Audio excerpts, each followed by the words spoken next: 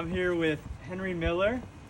He is a computational biologist / machine learning engineer at Shift Biosciences. Thanks for taking the time today, Henry. It's an honor to be here. Thank you, Jason. Yeah. So before we jump in, maybe just tell us a little bit about your experience over the years, kind of what got you into computational biology and machine learning. Absolutely. So my interest in this really begins with my interest in aging. Everything that I've done since then has been part of my mission to be one of the ones who can help us live longer, healthier lives. Back when I was a kid, I used to ask the adults in my life, why do we age? Do we have to do this? It seems really terrible.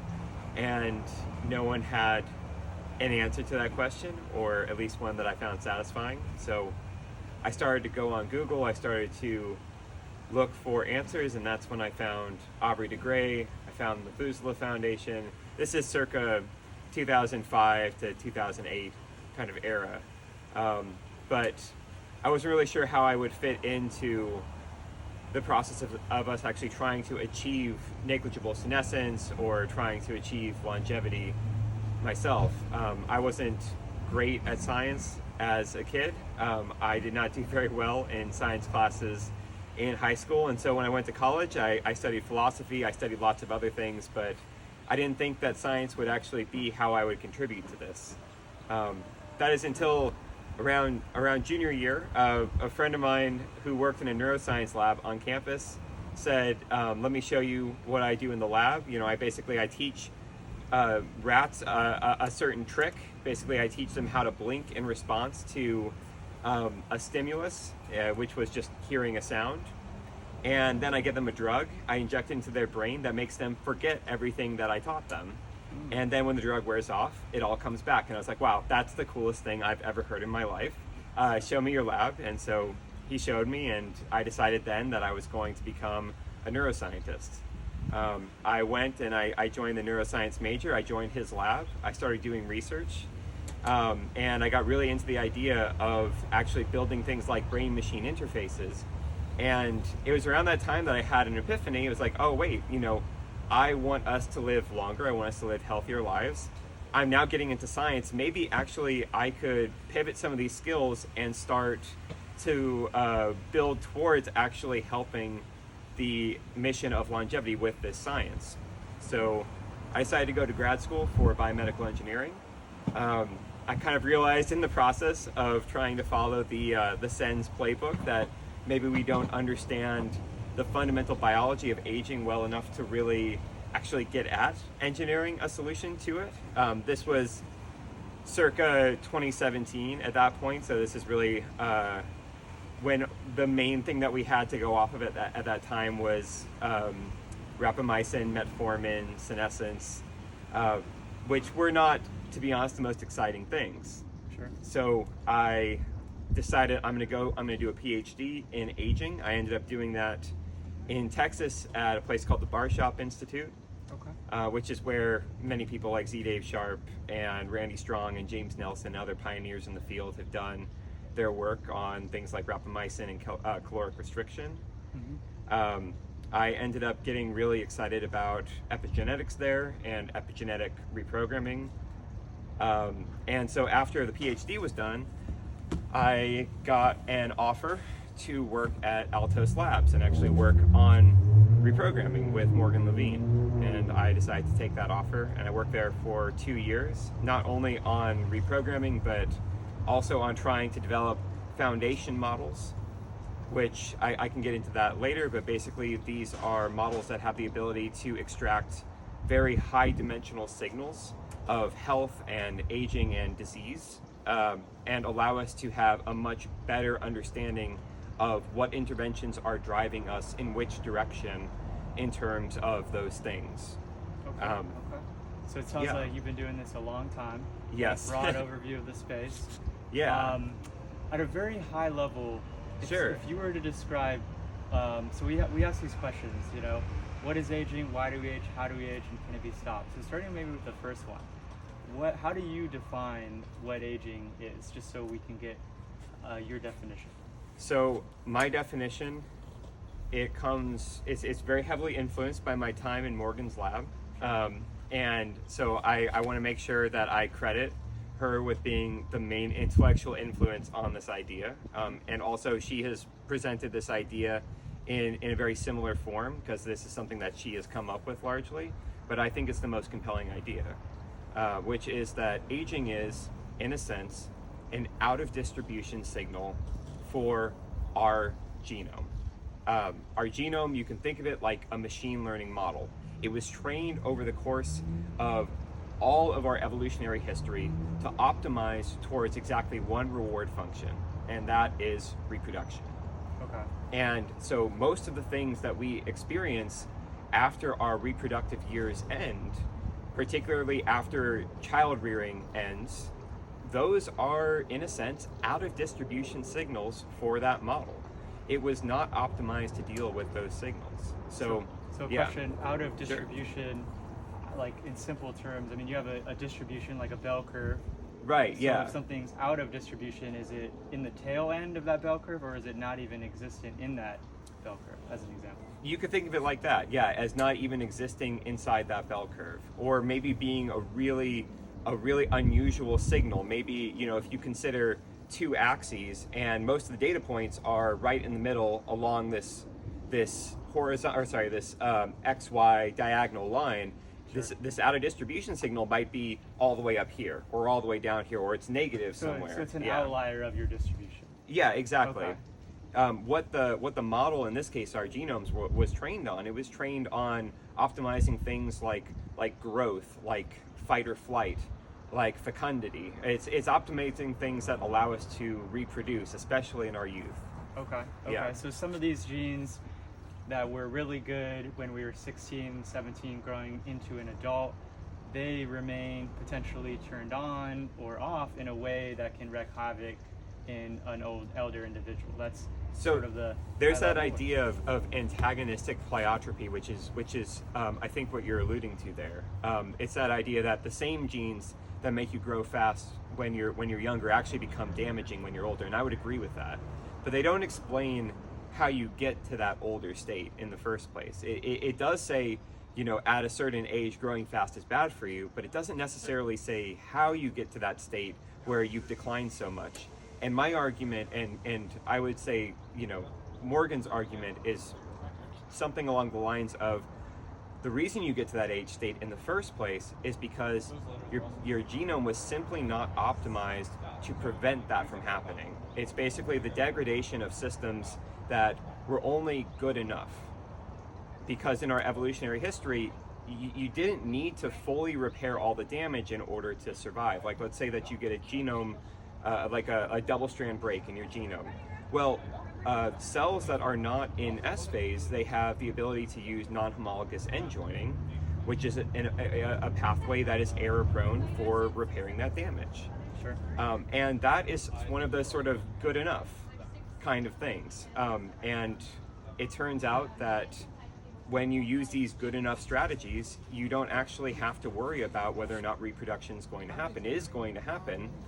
It's just that all the things beyond it now become the unintended consequences of having done, kind of part-way fixes your entire life. And that is that, eventually that damage that wasn't fully healed with each of those insults eventually catches up, and the entire system now becomes more and more inefficient. You get a feed-forward loop of greater inefficiency leads to greater damage, and all of that now becomes sort of the cascade that leads towards that Gompertz law exponential mortality curve that we see with species like ours. Sure. Okay. Yeah. And so when you're thinking about this damage that accumulates over time to some degree, are you looking at like the epigenetic landscape and thinking that is a core driver of these age-related changes that occur with time, or are you also thinking like that in parallel with the DNA mutations kind of forms this perfect storm for people to become less resilient and more aged with years? Is that kind of the way you're looking at it? Or? Absolutely. Yeah, it's all of the above. there is fantastic work coming out of a variety of labs, particularly Jan Vig has been pursuing the question of how much do random DNA mutations drive aging for decades now, and his work is quite compelling. I think that can't be discounted. There's also compelling work showing that epimutations, so changes to the epigenome that occur randomly and lead to greater inefficiency in gene regulation, those also seem to have an influence in driving aging. I think it's both of these things. I also think it's the accumulation of misfolded proteins, and then that's all just within the cell. You also have outside the cell the accumulation of aggregates, such as plaques, and these are all things that are maybe forms of damage that for us to reproduce were not so important to clean up very efficiently, but for us now to age, which is this out of distribution process that couldn't have even been optimized for during evolution, for us to successfully age without, falling into this pattern of mortality and organismal senescence, it's very important to be able to clean up those things. Gotcha. So say we were targeting aging, if we were thinking about this question of can it be stopped or can it be potentially defeated, what do you think would be kind of the minimum viable biological changes that we would need to actually implement in the body to say, okay, we've targeted enough of this damage that's happening to effectively be like, okay, we're still accumulating some damage, but now we're at least repairing some, so we're kind of starting to actually win versus aging. Because right now, obviously what's happening is as a society, we're losing. So how do we shift that balance, and is there like a minimum set? Like, do you need to repair like certain things to get there, or is it like you just have to repair everything, or how do you kind of see that? The long-term answer is very challenging. I want to focus on the things that we're moving towards practically right now, sure, which I think have the potential to give us potentially a decade or more of healthy lifespan and health span. Okay.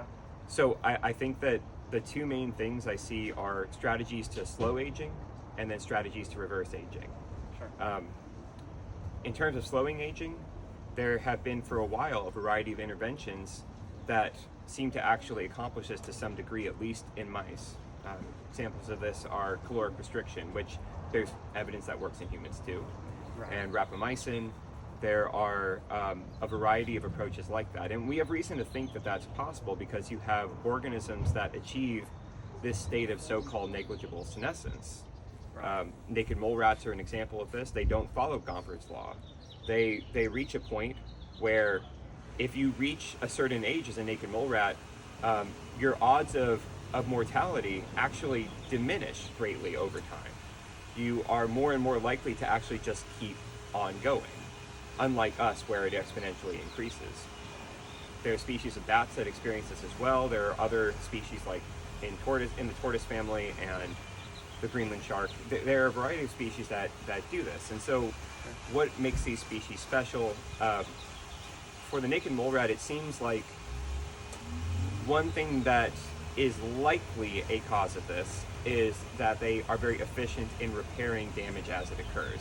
So their ability to do base excision repair, which is a type of DNA damage repair, is highly elevated compared to other rodents.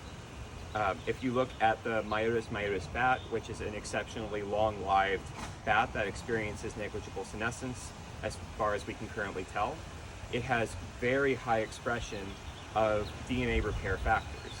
So there's a good reason to think that by targeting DNA repair mechanisms, by improving our ability to deal with damage as it arises, we can actually greatly slow the pace of aging and potentially even achieve something kind of like negligible senescence someday. Okay. So if we could repair DNA damage more efficiently, Yeah. like right now we can repair DNA damage, but the process isn't that efficient. Is that kind of? That's exactly right. So Yeah. say we wanted to do that, I mean, would we have to do it across all cells, or would it be like specific organs? Like would you be doing that in the brain and the heart, or like how would you go about your targets like within the body? Right. So this is not my primary area of research, but from what I recall from my aging PhD and from what I've seen in the literature, what it seems like is that the naked mole rat and these very long life species also have exceptionally low rates of cancer. They are also exceptionally resilient to radiation overall. And so what I would speculate is that what you're seeing for us is there are certain tissues, for example, epithelial cells in the liver, and I mean, honestly, epithelial cells all over the body, which are, fast growing, energy hungry.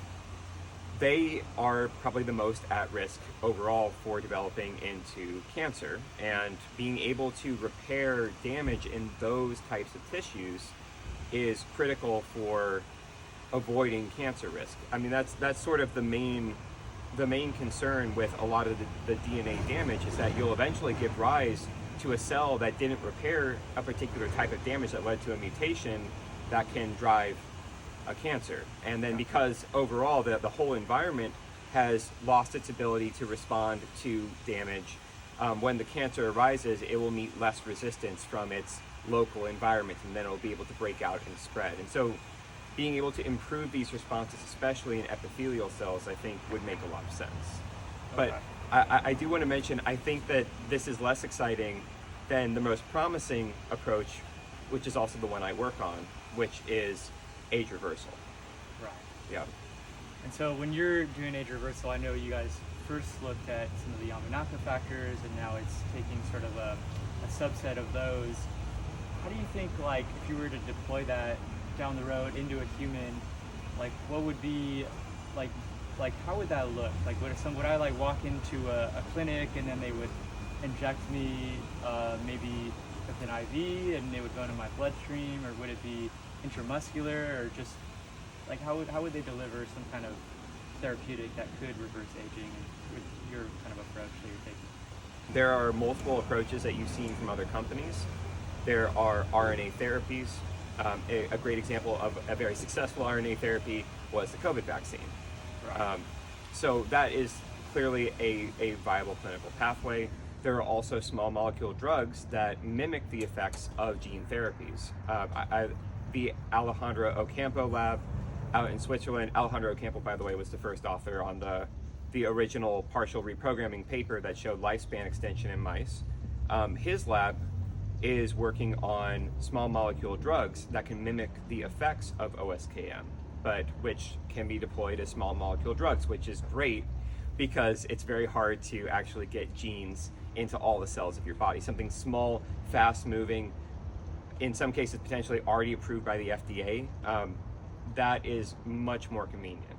And in fact, David Sinclair and Vadim Gladyshev had a paper recently on this, where they were showing some amount of rejuvenation using small molecules as well. So I think that's a great approach. But if you do want to go the gene therapy route, there are approaches that could have viability. For instance, using adeno-associated viruses, AAVs. Sure. There have been some examples of AAV therapies that have made it to the clinic. You could potentially deliver genes that are able to reverse the age of cells. You want to be very sure that they are safe, and that's honestly why at Shift our focus has been first and foremost on safety. But that would be possibly a much higher efficiency approach, but also it's a little bit longer horizon to the clinic, because there are far fewer AAV-based approaches in the clinic at this point than traditional small molecule drugs. Okay. Yeah. And across the pipeline, I mean, is it primarily in vitro, or have you guys gone in vivo already with animal models, or like what kind of stage are you guys at? Yeah, so because I'm not currently here representing the company, I shouldn't say where we're at. No, it totally makes sense. But I'll say there will be some updates in the relatively near future, and I think those will be pretty exciting. So I would stay tuned for that. That makes sense. I know other companies. I know they're always somewhere in, and obviously we're waiting for the human ones. There's some stuff in humans. I know for gene therapy, there's sickle cell that they've cured. other small molecules. And one thing with Vitalist Bay, where we are today, is about accelerating progress towards getting these things in humans and defeating aging.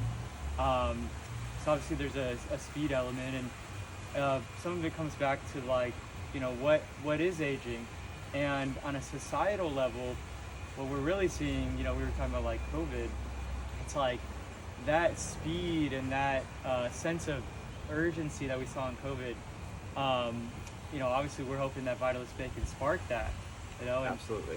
It's how do you see at a bird's eye view, like the aging industry and longevity industry, like you've been in it a long time, how do you see it's developed through the stages? I'm sure back in 2005 it was a small group, and do you feel like it's gotten to that critical mass where it's about to go mainstream with people like Brian Johnson and things like that? I don't know, are we at that moment, or is it still in the future? This is by far the best time to be in this field doing this work. Okay. Sure. Yeah, back in 2005 when I was first getting into this, Aubrey de Grey was basically having to fight the good fight of just convincing people that this was a question worth asking: why do we age? And how can we potentially stop it? He had to go on these endless debate circuits just convincing people that this was even a valid question to ask in the first place. And we have progressed so far from that point. And I agree. And yeah. I mean, even 5 years ago, when I would be talking to people, a lot of scientists, if you would start talking about even saying the word reverse aging, they'd be like, oh no, that will never happen. Smart scientists in their field, experts, right? Yeah. And then the term health span kind of started to trickle into people's conversing, and I first heard it at a health span summit, and I was like, one of the guys there was like, this term is going to take off, and he ended up being correct, and it's becoming more accepted to extend health span. Now, still a little bit of pushback, of course, on extending max lifespan, Yeah. and things like that. So from my perspective, I'm curious yours, I see extending health span as a hard problem. I see extending max lifespan as actually dramatically harder.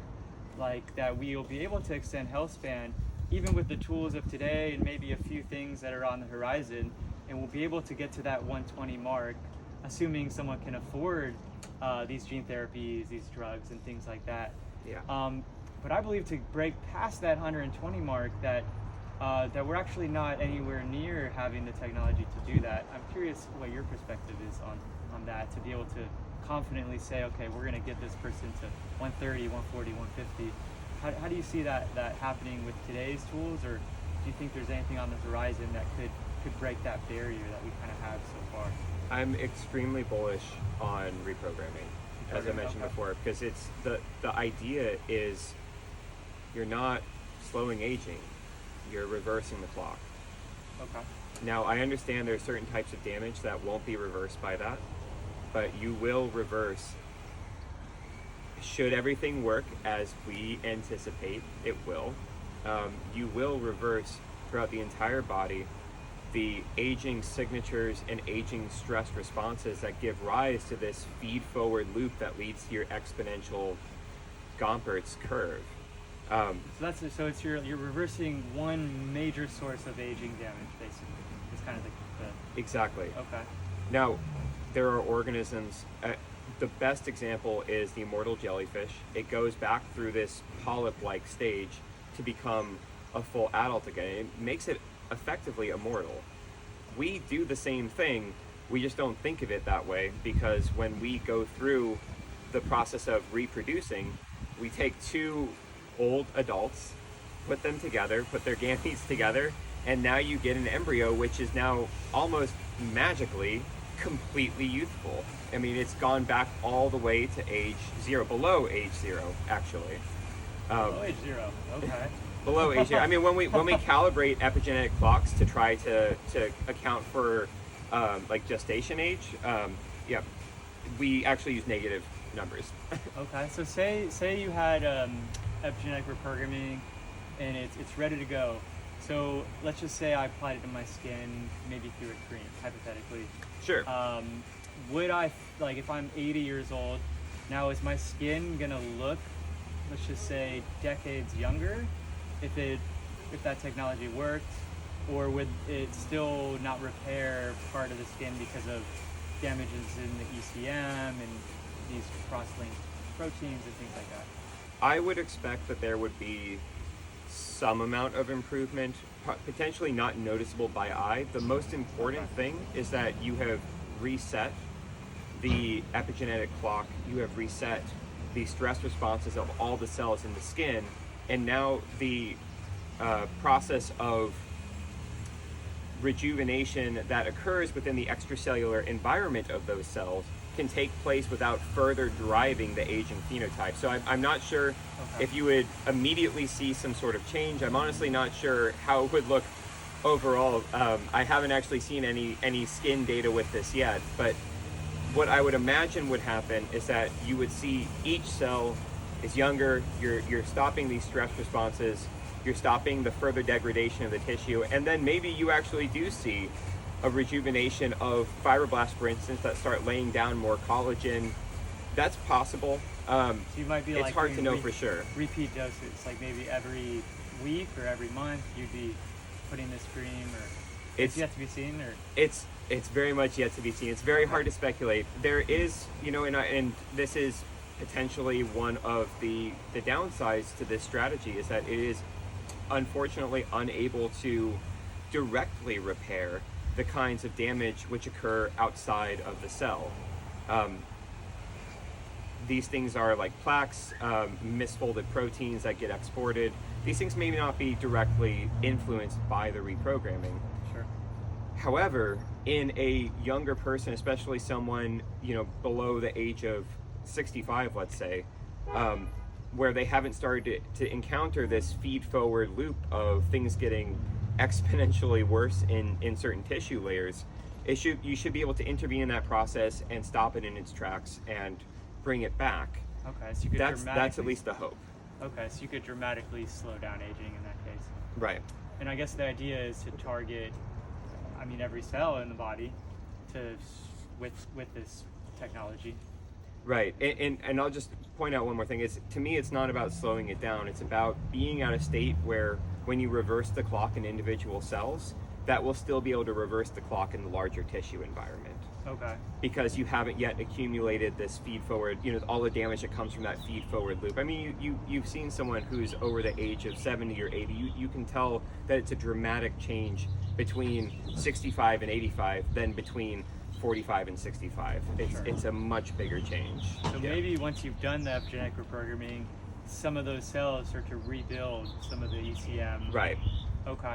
Because I know I've heard that if you put a young cell in an old ECM, it begins to act like a old cell. That's right. Yeah. So hopefully that it can quickly repair that damage. Now I always see these interventions ideally happening with multiple interventions into the same human, but I do see how this one could be that potentially that thing that can really trigger a dramatic rejuvenation. Is there any parts of the body that you wouldn't want to put this, like it could just go anywhere in theory? The hope is that it will go everywhere. Yeah, okay. That's the hope. I know they proved it in eyes, right? So that was with OSK. Those are 3 of the 4 Yamanaka factors. And I think I probably mentioned this earlier, I think that it's unlikely that the Yamanaka factors are going to enter the clinic, even with partial reprogramming, simply because there's a high risk, or there's at least a non-zero risk of cancer, and I think probably a high risk over many decades of someone wanting to take those as a chronic therapy. Right. And so that I think is the concern there. Now, in the brain, maybe that's not as much of an issue because your neurons are post-mitotic, they're not going to be dividing. It's the epithelial cells you'd have to worry more about. For instance, if you were giving it to the liver, you'd have to be worried about developing hepatocellular carcinoma or something like that.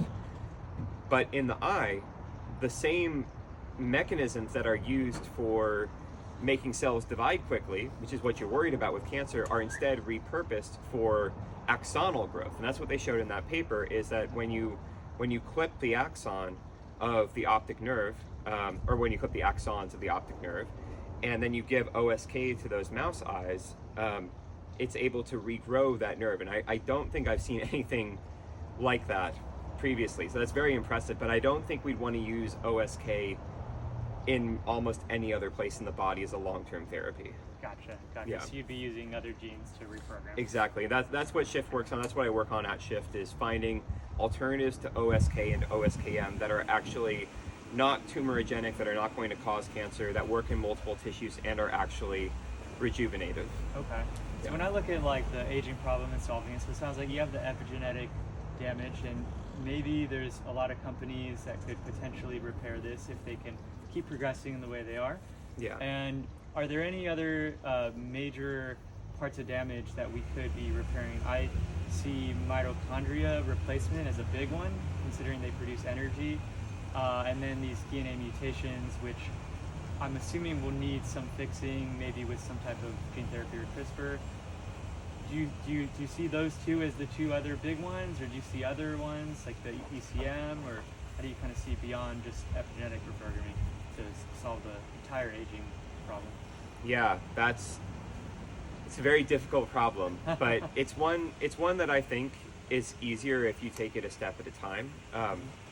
That's sort of how I've been looking at it so far. But to address your question, I do think that mitochondrial biogenesis, mitochondrial fission fusion dynamics, and just general mitochondrial efficiency are definitely issues that change over the lifespan.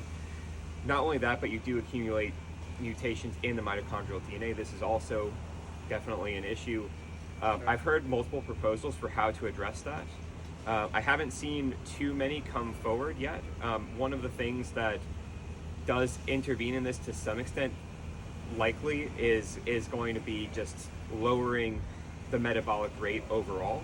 This is where things like caloric restriction, I think, have some of their effects. Also, there are drugs that people have been trying to develop that will target mitochondrial fission and fusion dynamics. And then I've also heard some proposals for how to essentially move mitochondrial DNA into the nucleus. This maybe is a little sci-fi. Oh, wow. Move mitochondrial DNA into the nucleus for to take advantage of the repair processes that occur in the nucleus. And then would they move it back, or? Honestly, there wasn't a clear proposal on how that would happen, but I know that there are some people working on things like that would probably be much better equipped to answer how that would work than I am. So I think that's an important one. I do think that DNA damage is also critically important. I know Jan Big, who has been focusing on this for decades, has been working on some approaches that you might be able to take to actually maybe detect that kind of damage and address those cells quite directly. If I recall correctly, he announced that he was advising a startup that was working on this, although I could be incorrect about that. I mean, personally, I think that's a really fantastic idea. Perhaps you could detect mutational burden in cells through some sort of, genetic logic where you're looking how much of a mismatch is there, and if there's too much of a mismatch, you just kill that cell. And then that way you have other cells that are nearby that are less damaged can divide to fill in the gaps. That might be one approach, and that's potentially why something like killing senescent cells is a potential strategy that seems to extend lifespan, at least in mice, with things like the ink attack mouse that was almost a decade ago now. So maybe approaches like that could be good. I think these are all on the table at the moment. Sure. A lot of R&D happening across the world. Absolutely. So do you think, if we got epigenetic reprogramming to work in the human body, if we figured out, how do we get it into the majority of our cells at least, and it reprogrammed ideally without creating cancer, which I know is can be hard. Like, would we potentially be able to break that 120 barrier because we wouldn't have that exponential increase? Okay. Yeah, I completely think so. That's good news, because that means we would at least be adding on a year by this therapy, and maybe if you reapply it every year, and then from there more tools would come out to help with these other things. So right, if you have a therapy that's able to rewind the clock, like at least at the cell level, rewind the clock by 2 to 5 years at every treatment, and you go get treated every 2 to 5 years, well then at least at the single cell level you're not aging anymore. Now maybe there's other things that are happening, other types of damage that are accumulating, maybe plaques are still growing, maybe you have other things that are not being addressed by that, but you're at least addressing at the core the fundamental unit of your biology, which is your cell. And so I think that is likely to be, at least for the near term, a viable strategy to get, I would argue, past 120. Okay. Yeah. And if you combine that with some of the mitochondria replacement, Matrix Bio that's working on that, maybe they can push through. Okay. And how long do you think until they're getting these into humans? Like, I know there's a lot of companies doing it. Like, is this like something that's happening this year? Is this still a few years down the road? Like, getting it actually into humans so they can start seeing the results? So if I recall correctly, Turn Bio, which is doing something very similar to Yamanaka factors and doing mRNA therapy with like liposomal mRNA therapy, kind of like the COVID vaccine. I believe they are working on trying to get into trials currently. It seemed like they were actually getting quite close to starting that. Okay. But yeah, we want to, of course, check that to make sure. Now, that is one really bright spot. I think that Altos has, and I was there for a couple of years, and I can't talk about anything too crazy with that. But for Altos, I think that there is good reason to think that within some number of years, we'll be seeing something from them. That'd be great. Yeah, I'm not saying what specifically, but I think that there were some really exciting things that I saw there that hopefully will make it to the clinic in the near future. I would also say that for Shift, there is a great reason to think that we are headed in that direction. You'll see more releases over time. It'll give people, I think, a lot more enthusiasm. The partial reprogramming field, you probably haven't seen much from us in a couple of years because the big news was, oh, look at all the money they raised. And then people are now sitting around tapping their foot, tapping their watch going, oh, well, why haven't we cured aging yet? We gave Altos $3 billion. How come, infinite lifespan when? I think that's unfortunately the nature of the field and managing expectations. The reality is that the science takes time. And from what I've seen of the science, from the inside, it is moving very much in the right direction. And I think there are plenty of things to be excited about. And I think that as those get shared with the public, we will all be getting increasingly more excited about partial reprogramming, about alternative rejuvenation factors, about just in general reprogramming overall. I think so too. And I think I mentioned the skin because I think when someone can visually see they have this person who looked 80, they did this intervention, now they look dramatically younger, I think that's going to be that pivotal moment where mainstream's going to be like, wow, something happened here. This person looks decades younger. I mean, even if they haven't rejuvenated every part, I mean, even if they could only rejuvenate the skin, in my mind, that's going to spark more media attention, more influencers, and more money going in to say, hey, look, like, let's make this a big thing now. Absolutely. And I think it's Turn Bio, I think they're targeting skin, or they are. They're targeting skin. That's probably why. Yeah. That's probably why.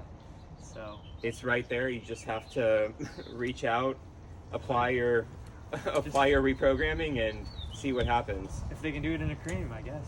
Yeah. So I think that's a pretty brilliant strategy, honestly. I mean, the other brilliant strategies that I've seen involve things like targeting the immune system. From what I've seen of, I think it's New Limit and or Retro. I think Retro might also be looking at T cells. T cells is a great approach because we already have CAR T therapy. We already have this great precedent for taking T cells out of the body, modifying them in some way, and then putting them back in. One of the modifications you could simply make is you could reprogram them, make them much younger, and then check to see which ones have signs of, cancer-like growth. Don't put those back in. Take the ones that seem healthy, put those back in. I mean, I think that that's an excellent first approach to something like this. And from what I recall, both Retro and I think New Limit were looking in this kind of direction. That seems pretty straightforward. I mean, if you're altering the cells outside the body and then just putting them back in. Yeah. Well, there's a lot on the horizon. It's an exciting time.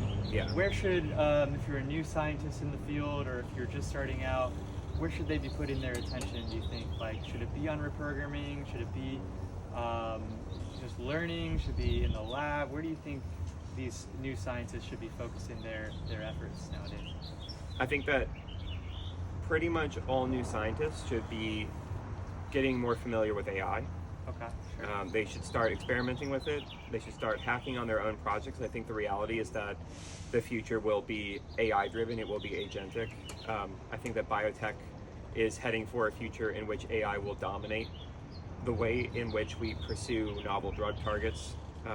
I think that is all coming down the horizon, and I think that this is all being driven by the recent advancements from groups like OpenAI and Anthropic. I already can see that I personally can build agents that are capable of doing large parts of the work that I do every day. Now, not as sophisticated, not as creative, but they can automate large parts of what I do. And that's today. This is the worst it's ever going to be, you know? I think that 5 years down the road, it's very likely that we're going to see that even in the wet lab, most assays can be piloted to some extent by a robotic arm or robotic lab assistant that is powered by AI and by a computer vision based agent. I think that agents will be designing experiments. I think they'll be conducting experiments. I certainly think that will be true in the computational side of things that I sit on, and I think it's also likely to be true in the wet lab as well. We saw a talk at AI X Bio this last weekend from Jason, the CEO of Ginkgo Bioworks, where he was showing that they are themselves investing in this kind of technology in their facilities. So, that's one of the biggest players in the more experimental side of biotech right now. So I think that, they're experimenting with this. I suspect strongly that people at companies like Genentech are experimenting with this. Certainly I am. I think that lots of my colleagues are as well. So my recommendation would be to, people getting into the field is to learn these traditional approaches, but also to start working with agents and to learn how to use AI tools.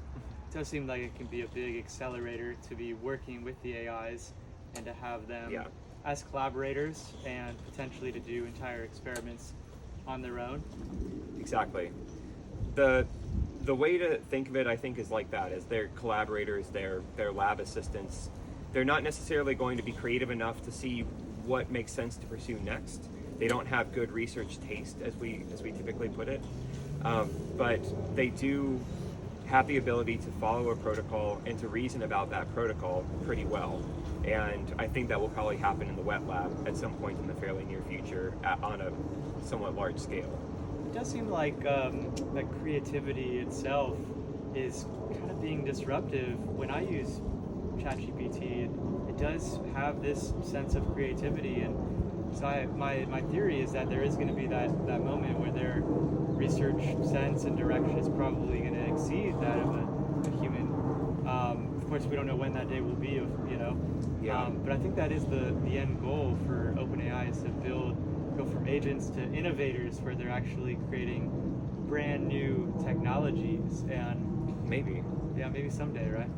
Maybe. I mean, honestly, I'm the wrong person. My speculations are less educated than other people you could ask, so I won't even try. No worries. But yeah, you could be right. You very much could be right. Cool. Well, thanks a lot. Any last words about how we can defeat biological aging faster? I know it's going to take years, if not decades, to hopefully not centuries, to defeat biological aging completely, and of course make it accessible to people. Because right now, one gene therapy, it might be $25,000. So how do we? It sounds like AI is at its core. Is there any other things we can do today to accelerate that path to get there faster? Absolutely. I think that AI needs to be integrated faster into the biotech workflow. Okay. I think that is the number one thing we could be doing today. That's the thing I have a side project that's all about how do we make AI and AI agents more an integral part of biotech, and using them for things like biomedical research. I think that will be a tremendous force multiplier. As someone who uses Cursor, which is an IDE. It's a way of coding essentially with the assistance of a very good agent that knows how to code. I can already tell you that's a massive force multiplier for me. I think it's time to bring that into biotech, to start incorporating that, build the tooling and the infrastructure necessary to make that a part of the traditional biotech workflow. And I think that that will be and as those models improve, by the way, once we set up the infrastructure, as those models improve, we have the ability to just take the existing infrastructure, plug in the new models, and watch them accelerate the workflow even faster. That flywheel can now spin as fast as it needs to as AI becomes more and more capable and potentially creative. So I would say that's the number one thing we could do right now. More money is also always a plus. There always needs to be more money in the field, but I think as far as things that I have personal visibility on as a researcher, it's bringing AI into the picture as a mainstream part of how we do this research. AI, more money are definitely big things for the field. Yeah. You know, also improving on the in silico modeling to actually be able to model biology in computers more in a more granular way. Absolutely. Well, thanks again for taking the time, Henry. Yeah, really thanks for having appreciate me. it. Of course. Really fun. Yeah, great work. Keep it up. Thanks. Thank you.